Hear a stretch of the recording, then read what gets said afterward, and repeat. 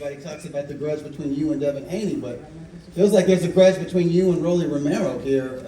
And I seem to remember years ago when you guys were prospects at lightweight. You might have been at junior lightweight at the time, as a matter of fact. There was a lot of talk about a sparring session, and there was John going back years ago between you two. Can you talk to us a little bit about that? I think we sparred about 8 years ago. It was a little rough sparring, I guess, but he continued to use that sparring to kind of boost up his career. Credit to his point. But I don't have no bad blood to him. I'm here to do my job and set up that rematch. But I'm not overlooking him at all. I know that he's going to come to fight. It's a big opportunity. We're on the main stage, so I got to be sharp and prepared. I was interviewed last year, I think it was Ellie Seckback, and he brought up this matchup. And he said, well, who do you like in it? How do you see the fight? And I said to him, whoever lands first has a huge advantage immediately. It's like a lightning bolt left hook and a bomb of a right hand with Rolly Romero. Rolly, let's turn it over to you. That sparring session, it seems like Ryan's saying that you were kind of clout chasing, calling him out back in the day, but I guess that's what young fighters do. But you do more than just talk on social media. I know you're a good interview. You move the needle. You got personality, but you're a former junior welterweight champion, and you've done a lot, even though you didn't have that extensive amateur background like everybody else up here has. I mean, if I was cloud chasing, he would have had cloud. He didn't have cloud at that moment. He didn't have anything. So, but it's just sparring. We're gonna see in the real fight in the ring on May 2nd, and we're gonna make it a big fight. We're gonna make it one of the biggest fights in U.S. history, and that's for sure. Rolly, I want to stay with you. The other guys, they've moved up in weight. We're talking about Devin and Jose Ramirez, and they had sort of hit their limit, making 140 pounds. I used to look at Ryan, and I used to look at you, and just wonder, how do these guys make 135 pounds? The fact that this fight is taking place at welterweight, does that suit you? Is that better for you? I mean, I called this years ago, saying that me and him were going to fight at welterweight. And this is when we were both 35-pounders, so, I mean, I long outgrown 140. I definitely outgrew 135 long ago. When I was 35-pounder, I should have been a 40-pounder. When I was 40-pounder, I should have been a 47-pounder. So, I mean, I'm like all muscle.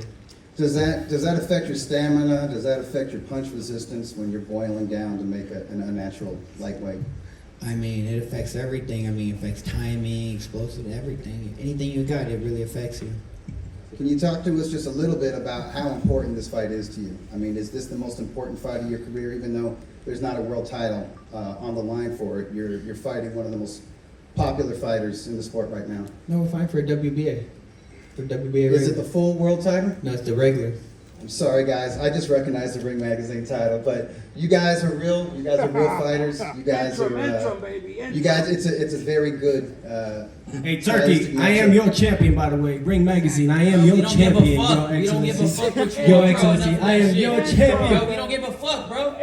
I'm tired of hearing this shit. We don't give Boxing, a fuck. baby, you gotta We respect gonna the run that too. origin. Promise I'm gonna get to 1600 you. BCE. Enough of this shit. You guys are so boring. You guys are talking so Shut the polite fuck to up, each yeah, other. because that's how we keeping it. You guys are all talking so loud, bro. politely, man. We gonna run that. What the fuck is Remember this? that. We're gonna run that. Yeah, I I ain't home. 100%. Like, bring it in. 100%. Bring it in. Y'all not even Great put the too. tip in yet. Like, come on, pause, by the way, pause. But you God damn, chill. All right, getting fired up, Ryan. Okay, I'm gonna Hey, end this. nobody talking shit right now. That's crazy. I'm gonna end this session with the question to you. And I spoke to you a little bit, Okay. at the hotel a few hours ago. Okay. And we talked about you going into that first fight with Devin Haney and all the chaos, and you admitted you were not at 100%. There was drinking, there was smoking. You could have been in better shape, and you told me you got that out of the way. You're not drinking and you're not smoking. Do you have a renewed dedication to boxing and a renewed vigor for boxing? Because you're going to be fighting Rolly Romero, but I feel like you got Devin Haney in your sights, and it looks like you've got Teofimo Lopez in your sights. Well, yeah, I mean, I want to be great. I've always wanted to fight the best fighters in the sport. As far as, my problems outside the ring, I've always had those problems. I mean, I don't know who else struggles with stuff like that, but that's just something I was struggling with. And, Yeah, I You do. know, I want to just show everybody that you could come back from anything, and I want to show my dedication to the sport and just be a true professional. I admit my wrongs, and I don't want anybody to, take my actions of drinking and smoking before the fight and try to, think that's a way to handle yourself as a professional. So I came here to change that, and this is my first fight to get respect back and then prove everybody that it wasn't a fluke, and I'm ready to do it. You inspire us all, Brian. I like it. You can always come back. The redemption can be found in the ring and that path to the ring. So I love that, and I love the professional.